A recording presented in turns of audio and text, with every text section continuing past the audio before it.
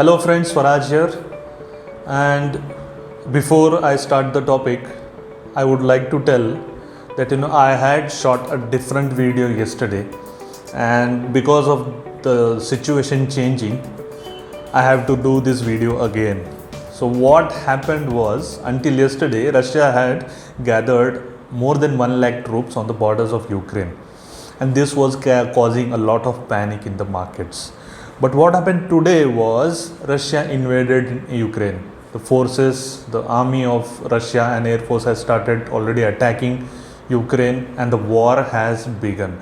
Until yesterday the situation was, is there a war or is there not a war? But now there is already a war. So what is this Russia-Ukraine crisis? What is happening? I'll try to explain this topic. The topic is very big, but I'll try to explain this topic in a very short time. So why is there this tension and war between Russia and Ukraine? Why Russia wants to capture Ukraine? So before discussing this in the detail, let's first understand what is NATO. NATO, NATO, Northern Atlantic Treaty Organization. It's a treaty among 30 countries all around the world, mostly Western countries. According to this treaty, all these 30 countries will cooperate on a military and intelligence level with each other. They have taken a pledge to protect themselves, protect each other if there is a war with a non-NATO member. So there are total 30 members of NATO, member countries, and the biggest and the founding members of NATO are US, UK, Canada, France and Germany. And there are, other than these big countries, there are many other countries which are part of NATO. So the NATO started in 1949 after World War II, and it started only with 12 nations, and now slowly more and more nations have joined NATO. So the backbone of the problem is Ukraine wants to be a member of NATO. Ukraine previously was a part of Soviet Union, USSR, Soviet Union, which the founding or the biggest country or the controlling country of Soviet Union was Russia. So Ukraine is neighbor of Russia, and Ukraine was a part of Russia, not exactly Russia but Soviet Union. And in 1990s this group Soviet Union broke down and Ukraine became an independent country, and Russia had to relieve the control of Ukraine. Now Ukraine wants to be part of NATO. So what will happen if Ukraine becomes a part of NATO? The NATO armed forces, the NATO missiles, NATO army will land in Ukraine.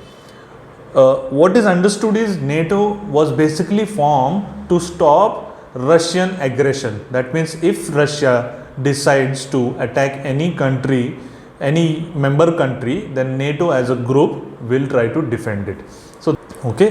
So now Ukraine wants to become the part of NATO, and Russia doesn't like that. What Russia is saying that if Ukraine becomes a part of NATO, all the military equipment will come near Russian borders, and Western countries and NATO members can anytime attack Russia.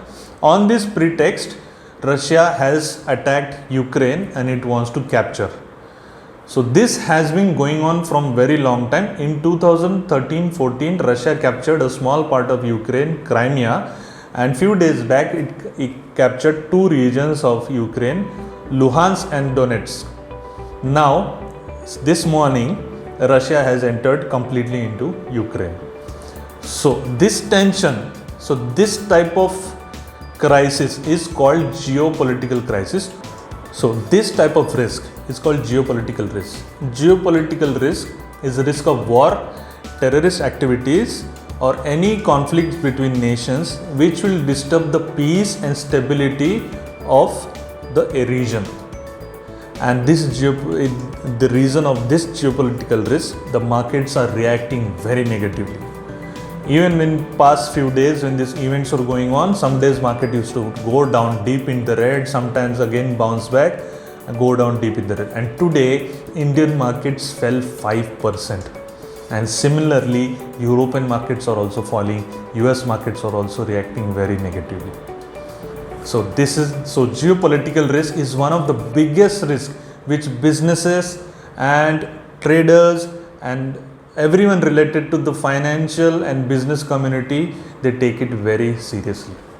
So according to news reports, Russia has entered the western region and also on the northeastern part from Belarus has entered into Ukraine. People are in panic. There are huge lines on the ATM.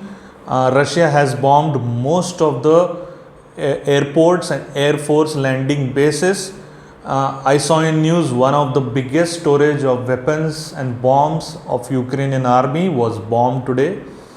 And if this continues, and it looks like it will continue, Russia will capture most of the parts of Ukraine within this month or within March end. And this risk is going to continue for a while.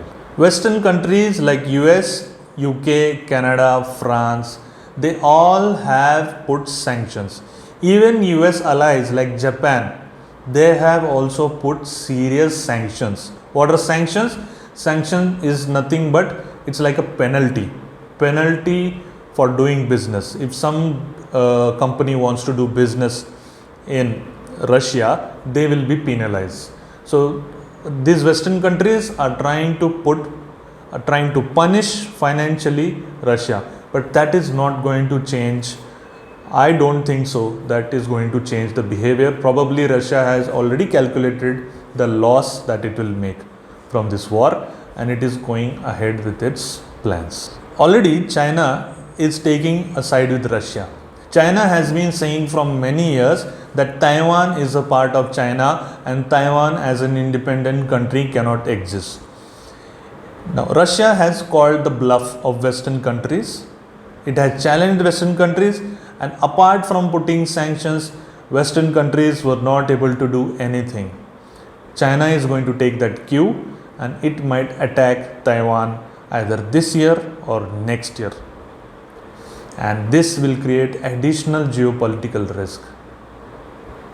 So what to do and what will happen in the market if this continues? Market is not going to go to a zero. Though market fell down 5% today, they will bounce back again. Once this news of war, now war has already started, how worst it can get or what additional new wars can happen, that is the thing to watch. But markets will not go to zero. Due to this risk, markets will become very volatile. And in this volatility itself, many traders lose money. Market is going to react to every news that is going to come. If the news or the pictures from Ukraine are bad, market is going to react badly. If the fighting slows down, market is going to react positively. So this volatility is going to be very huge. And how to avoid this volatility is important.